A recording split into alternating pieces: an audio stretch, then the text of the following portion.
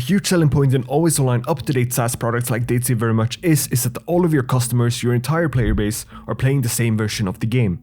Experiencing its greatest features but also trudging through whatever got past QA, the point is, players are experiencing the exact same thing. But if you were to read the accounts and compare whatever PC players say about the game against what console players say, it's like we're talking about two entirely different games. A perfect example of that is Duping, which has ruined encounters, servers, and even entire updates by flooding the game with weapons, armors, and explosives that simply shouldn't exist. Although the discussions of console DayZ brings up a plethora of problems ranging from lag switching to alt accounts to a lack of next-gen support, there's nothing more offensive than duping, because it makes it feel like the hours you spent surviving, building your character, putting up a base, was all for nothing. If a duper got all that for free, or worse, destroyed all that for free, why should you even bother in the first place? So duping as a phenomenon is not exclusive to DayZ, it's short for duplicating, essentially taking something in your possession, clothing, weapons, explosives, performing the dupe to receive a perfect copy of those items. When we generally consider gaining an advantage in an online game, we usually talk about hacking, modifying a client in order to access information otherwise hidden, such as positions of other players. Duping, at least generally speaking, relies instead on exploits, using a feature in an unintended way or exploiting an unpatched bug. For some survival games like DayZ, you'll often find people searching for exploits in its inventory system, moving items back and forth, combining, splitting stacks, to try and find a reproducible way of duping. In a buggy-ass game like the day before, this would work. People were literally duping millions of coins an hour after the game was released on Steam and driving around in Lamborghinis. What the fuck? When players got their hands on the day before, they instantly started searching for exploits, then shared those exploits an hour within release. Has players always been this incessant at exploiting and duping? Or is this something more recent that has struck the DayZ community? I mean, the comments around duping has lately been unrelenting by itself. So I went back and took a look at early DayZ. Going back in time, I was surprised and at the same time not to find a culture of duping around in early DayZ, and I mean early, we're talking about the mod's release in 2012. And at that time it wasn't out of this world to dupe items because the loot spawned in an incredibly rudimentary fashion. You could clear all the loot out of a building, run 200 meters away, run back, and find new loot, and this process was called loot cycling. Kinda reminiscent of duping. I mean, at one point if you had the hero skin and you logged out with the pistol in your hand, you could log back in and just loot yourself. Or if you were running low on food, you could hold down left and right mouse button and be able to eat the food while you drop it on the ground. And this was just the tip of the iceberg. Interestingly enough, bar all dupe shenanigans, you could summon variations of weapons that didn't even exist in the mod. Same goes for the M4A1 Holo SD, not to mention the AS50 TWS, a thermal version of the infamous 50 cal sniper. Do I even need to tell you why that was a problem? Zombie came through the roof. That's good. I doubt that duping was even on Dino's radar when he created DayZ and its future updates, because the DayZ mod was just a mod. You can't really target exploits when you're slapping on a new coat of paint on an existing game. You would need engine knowledge and engine access to implement a somewhat of a sophisticated system against it.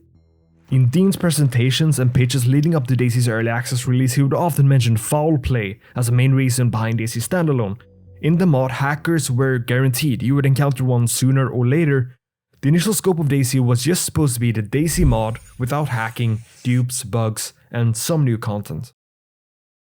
As DayZ launched into early access of December 2013, the devs seemingly had good intentions. As part of the release, they introduced DayZ's own feedback tracker, where users could submit private bug reports with sensitive information, such as reproducible duping methods. Even with a standalone game where they had full control, they expected exploits to be found, and they were. Like this method, found within a year of release that involved two players, one logging out after being knocked on con, waking up and standing up in a quick succession, then have the other player kill the logged out player. After logging back in, you can see your own body on the ground. And I bring up this method to show that dupes got increasingly sophisticated coming from the DayZ mod, giving credence to Dean's aspirations of wiping out dupes. But before concluding that early access DayZ was a dupe mess, much like the mod, you have to consider the negative reception towards DayZ and its developers following its early access release. I mean, it's a whole topic by itself, but essentially they overpromised and developed the game while migrating to a new engine, kinda like building a car while driving it. I want to say it clearly though, the number of duping methods reports were nothing compared to modern DayZ, which is that a lot of fuss was created around the single cases that were found and published, because yeah, people had it in for the devs. There wasn't this culture around duping like we have today. Fast forward, migrating from early access DayZ to 1.0 and beyond, both the sheer number of duping methods and the complexity of dupes started getting out of hand, and increasingly so.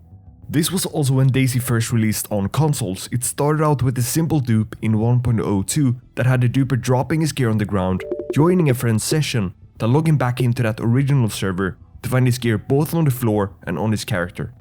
By exploiting a console-specific feature like joining someone else's session, he bugged the game instantly. Did the devs even anticipate anyone using this feature?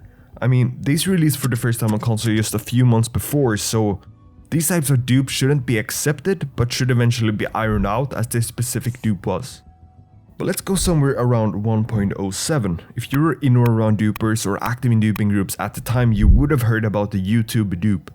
The dupe got so big that duping groups almost became dedicated to teaching the dupe and mastering it. It required little or no setup and would have the duper join a server, and as quickly as he got in, he had to drop all his gear on the ground. Now, here's the trick. Instead of leaving by clicking exit, he switches over to the YouTube app on his Xbox, hence the YouTube dupe name, and immediately switches back to DayZ. The game hits this weird state because putting another app like YouTube in focus tells DayZ to log you out, but if you recall, you're now being logged out without seeing the 15-second timer. Meanwhile, this is happening, you switch back to DayZ. First frozen at the inventory screen, then a black screen until you're booted back to the main menu. At this point, you rejoin as quickly as possible to find your gear duped. Now, this dupe isn't perfect, as some players mentioned it was difficult to find the correct timing of things, but what made it perfect was that it wasn't patched. This dupe requiring no setup was in the game for 1.07, 08, 09, 10, 11, 12, until eventually patched in 1.13. When the YouTube dupe, the old reliable, was patched out of the game, dupers suddenly started fumbling for a replacement. If you look back at DayZ duping, 1.13 was a crossroads. There were players who had duped on occasion just to get the gun for their friend, that veered away from duping. Meanwhile, a more dedicated subset of dupers became even more determined to find new methods no matter what.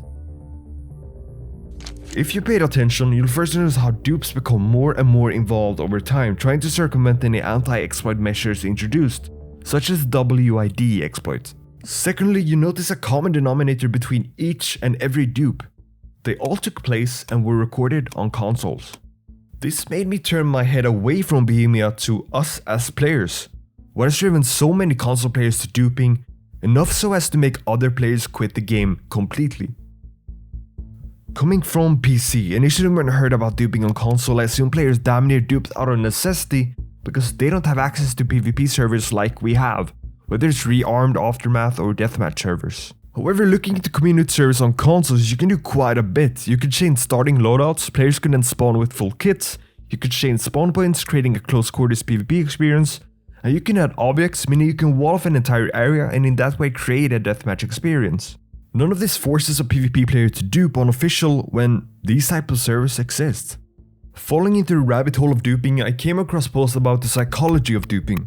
I've seen a lot of people pointing fingers to bad players, more specifically salty players, players that are traditionally stand-up players but have resorted to duping after being killed one too many times or just being raided one too many times. However, saltiness might just be a one-time excuse. They might just dupe explosives to get the upper hand on their neighbor. What I'm interested in is the players dupe update after update. I'm looking for a rationale, not an excuse. By far the greatest rationale I found was that dupers dupe out of necessity.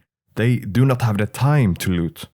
If I stop duping now, it wouldn't affect me, but I prefer just to dupe a quick hit and be where I was, rather than doing the loot run. So they don't have to loot all the time, they can just play the game. They absolutely consider their time more valuable than anyone else's and absolutely more than the integrity of the game. If they get their kick out of the game, they count it as a win. Now, this rationale is not a duper thing, it's a type of gamer nowadays. Remember Battlefield 3 2011? Sold shortcut bundles to players who didn't want to bother leveling up before playing with the highest rank weapons? Well, see, you can change them and you're going to notice this is where you're going to see your shortcut kits coming into play. Because now you can have all kinds of nifty stuff that you didn't have before, but you have now because, hey, you paid for it. More recently, have you seen World of Warcraft's released paid wall behind the most expensive edition labeled as early access? If this type of player cannot have it their way, they will make it their way, any way possible. This led me to the far most outlandish discovery. There are Facebook groups selling kits, explosive, base building supplies for real cash. Now, players do not even have the time to dupe themselves, they let someone else do it for them and pay that person directly for some specific kit, whatever they need at the time. The crazy part is that once you involve monetary benefits, you end up in the same arms race as we've seen with hackers. Once you make it financially viable to dupe kits, dupers are now extremely motivated to find new methods. The difference this time is that they are much more obligated to keep their methods private to keep them from being patched. A stark difference from the early days of duping with the YouTube dupe, where seemingly anyone knew it. If you're a console player watching this video, it would have been doom and gloom thus far. But I want to mention that each complaint of duping has also had a solution or part of a solution sprinkled in. Looping back to the early duping days of the mod, people have suggested a unique identifier implementation for each item. Is there a way that items could have IDs, like for example one guy has item 7832, he dupes it and it's another item 7832, so the script could check if the item has the same number and deletes all the items with the same ID. Going further, if the developers want to make an example, they could track which players first pick up a duplicated item.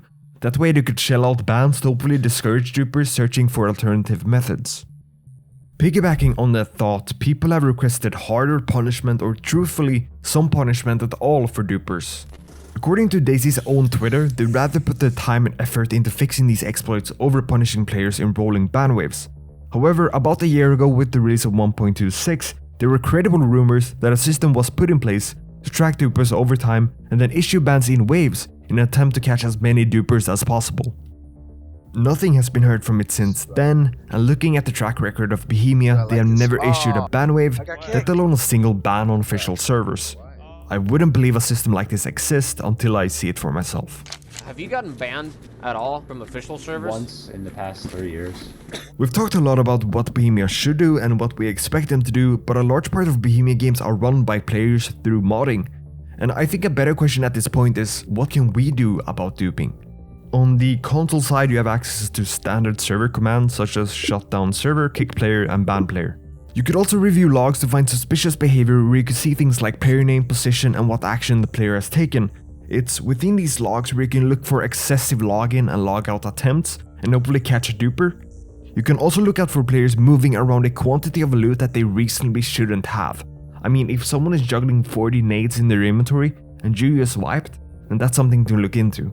But that's about it. The only alternative is actually running around the map yourself to try and catch someone duping, which doesn't seem like the best use of someone's time. The reason why PC servers excel in this regard is because PC is dominated by modded community servers where mods like Community Framework and admin tools like Zomberries and VPPs are commonplace. With CF, you can have your server subscribe to a shared ban list, preventing cheaters from server hopping away from bans. With the latter, you can go invisible, free cam, highlight players, and do admin things. Gazing toward the future, we cannot and never should rely on Bohemia to tackle community-made problems that duping is. The solution is spelled out in Bohemia's latest title, Armory Forger, that is their first true cross-platform product.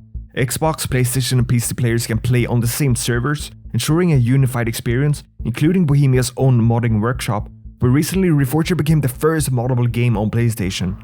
Well, that will all have to wait until at least 2027, the year Arma 4 releases, because I doubt DayZ 2 will launch or even be announced before then. I put a lot of emphasis on solving duping because DayZ as a project, as a game, was just supposed to be the DayZ mod without hacking, duping bugs, and some new content. That is literally what Dean Hall pitched, again and again before the project got off the ground. With a player base 5 times as large as PC, console DayZ has been left by the wayside. As a console player, much of the experience is out of your hands. It's what others do, such as players duping, and what others don't, such as Bohemia not patching years-old exploits. What you can do is start playing exclusively on community servers, and I don't mean servers with customized loadouts or 100 times loot, I mean vanilla-like servers with a reputation such as Karma Crew. They won't protect against all dupes and exploits, but when you see something, you have somewhere to turn. Hopefully making players drop the console mantra, If it's not unofficial, it didn't happen. Well, maybe you don't want everything to happen unofficial. Alright, let's just get out of here and log out.